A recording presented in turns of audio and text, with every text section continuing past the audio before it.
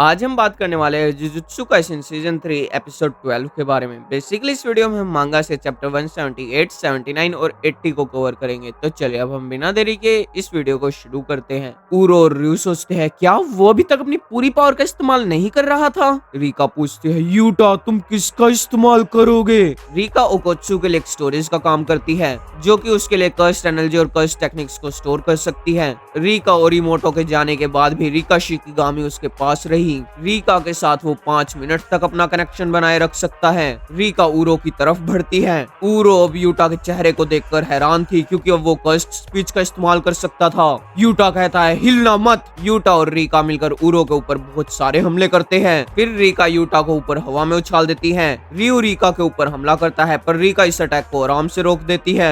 रyu सोचता है उस चीज ने मेरे अटैक को रिफ्लेक्ट कर दिया, वो ओकोत्सु से भी टफ है। रीका कहती है मुझे दर्द हो रहा है। फिर वो रyu को पंच करती है। रyu दूर जाकर गिरता है। उसके गिरने से पहले रीका उसके पास पहुंच जाती है पर रyu रीका के ऊपर ही हमला कर देता है। रyu कहता है मुझे अभी भी भूख लगी है, इसका मतलब मैं और खाना खाऊंगा। यूटा अपने बालों से छोटे छोटे शिकिगामी बना देता है। ऊरो सोचती है उसने अपने बालों से शिकिगामी बना दिए। वो कहती है तुम फुजिवारा हमेशा मेरे रास्ते में आ जाते हो, क्या तुम मेरे कुछ बनने से इतना डरते हो। Sun moon and star squad तोहो रीजन का एक असैसिन स्क्वाड था। वो अंधेरे में रहते थे और उनका कोई भी नाम नहीं था। ऊरो सोचती है फिर भी उस इंसान ने मुझे एक नाम दिया, वो भी सिर्फ मुझे मारने के लिए। वो शिकिगामी एक छोटा सा डोमेन बना देते हैं और फिर वो ऊरो के ऊपर हमला करते हैं। वो शिकिगामी से डोमेन बना सकता है, ये तो ध्रुव की कर्स्ट टेक्निक है। ओकोत्सु एक शिकिगामी यूजर होने के साथ साथ कर्स्ट स्विच यूजर नहीं है, उसकी कर्स्ट टेक्निक है कॉपी। यूटा वापस ऊरो को पंच करता है। ऊरो इस पंच को रोक देती है। यूटा कहता है मुझे नहीं पता कि मेरे पूर्वजों ने तुम्हारे साथ क्या किया है, पर अगर तुम अपने लिए जियोगी तो तुम सिर्फ यहीं तक ही पहुंच पाओगी। औरों के लिए जियो, तुम्हें कुछ भी स्पेशल बनने की जरूरत नहीं है। ये चीजें वही लोग कहते हैं जिन्होंने अपनी जिंदगी में कुछ हासिल किया होता है। रियो कहता है बस भी अब चुप हो जाओ। वो तीनों एक साथ कहते हैं रियो की तेनकाई।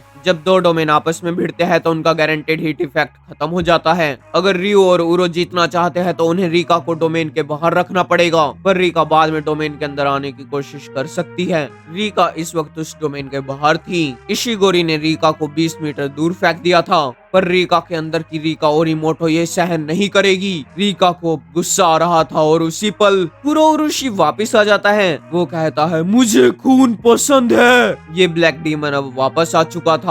रीका अब इन कॉकरोचेस से निपटने में लगी हुई थी। सोने से पहले कुरोउरुशी ने रिप्रोड्यूस किया था। जब उसका पेरेंट मर गया तो उसकी सारी कर्स्ट एनर्जी उसके बच्चे में चली गई। भले ही जो कुरोउरुशी प्लेयर था वो मर चुका था, पर कुरोउरुशी कर्स्ट स्पिरिट अभी भी जिंदा थी। 3 डोमेन का क्लैश 2 डोमेन के क्लैश से भी ज्यादा कॉम्प्लिकेटेड है। जब ऐसा हुआ तो किसी भी डोमेन की कंडीशन पूरी नहीं हो पाई और इसी वजह से तीनों डोमेन टूट गए। ऊरो का ध्यान कुरोउरुशी की तरफ चला जाता है क्योंकि वो उससे नहीं लड़ना चाहती थी और ओकोत्सु ने ये मौका देखकर उसके ऊपर हमला कर दिया। कुरोउरुशी ऊरो के ऊपर हमला करना शुरू करता है। अभी अभी ऊरो का डोमेन खत्म हुआ था, इसलिए वो अपनी कर्स्ट टेक्निक का इस्तेमाल नहीं कर सकती थी। कुरोउरुशी का एक अटैक ऊरो के हाथ पे लग जाता है। इस हाथ में से कॉकरोच निकलना शुरू कर देते हैं। ये हाथ उसकी बॉडी से अलग हो जाता है और मौका देखकर रीका उस हाथ को खा लेती है। रyu सोचता है रिवर्स कर्स टेक्निक से भी एक पूरे हाथ को रीजनरेट करना काफी मुश्किल है। ऊरो कहती है तुमने मेरे हाथ को खत्म कर दिया फुजिवारा। रyu कहता है तुम्हारा बहुत हुआ ऊरो। इशिगोरी रyu की कर्स टेक्निक थी कर्स्ट एनर्जी डिस्चार्ज। वो कहता है मैंने तुम लोगों को इस टेबल पर नहीं बुलाया था। ग्रे नाइट ब्लास्ट वो ऊरो के ऊपर हमला करता है। ऊरो लड़ने की हालत में नहीं थी। इशिगोरी रyu एक लौता ऐसा सोल्जर है जिसकी cursed energy output cursed technique के इस्तेमाल के बिना भी सेम रहती है। कुरोउरुशी उठने लगता है पर यूटा उसे उसी वक्त रिवर्स कर्स टेक्निक की पॉजिटिव एनर्जी से मार देता है। रyu सोचता है मेरी टेबल पर तुम्हारा स्वागत है।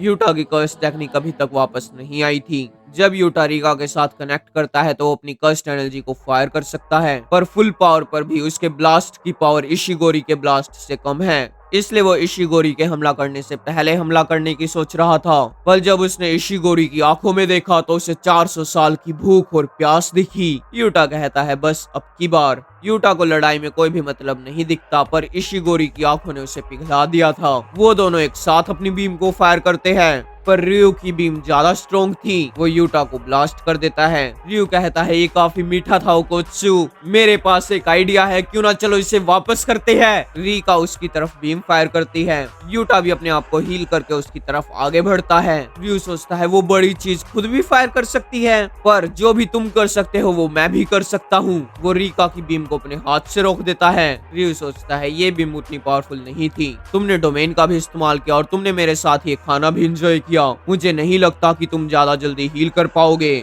मैं इसे खत्म करने वाला हूँ, ग्रेनाइट ब्लास्ट। पर यूटा किसी तरीके से उसकी बीम को ऊपर हवा में डिफ्लेक्ट कर देता है। यूटा की कर्स टेक्निक अब वापस आ चुकी थी। वो ऊरो की कर्स टेक्निक का इस्तेमाल कर रहा था। रयू सोचता है क्या ये ऊरो की कर्स टेक्निक थी, मुझे नहीं लगा था कि वो एक कर्स्ड स्पीच यूजर है। फिर मुझे लगा कि उस बड़ी चीज की भी खुद की कर्स टेक्निक होगी, पर मैं गलत था, उसकी कर्स टेक्निक है कॉपी, पर इसे यूज करने की कोई बड़ी कंडीशन होगी। उसने इसे कब सेटिस्फाई किया, क्या मैं उस वक्त उसे नहीं देख रहा था। यूटा उसके ऊपर हमला करता है, थिन आइस ब्रेकर। जब ही रीका भी उससे पंच करती है। 5 मिनट खत्म होने वाले थे और रीका और यूटा का कनेक्शन अब टूटने लगा था।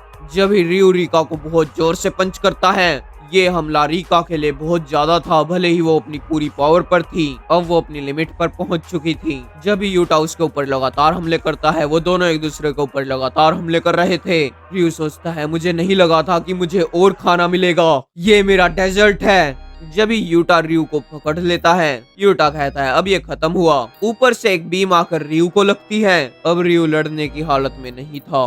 रयू सोचता है क्या वो मेरी बीम थी। उसने ऊरो की कर्स टेक्निक का इस्तेमाल किया ताकि वो उसके अटैक को उसी पर कर सके। रयू कहता है तुम्हारा शुक्रिया, अब मेरा पेट पूरा भर चुका है। थोड़ी देर बाद यूटा ऊरो के पास जाता है। यूटा कहता है तुम अपनी लिमिट पर हो।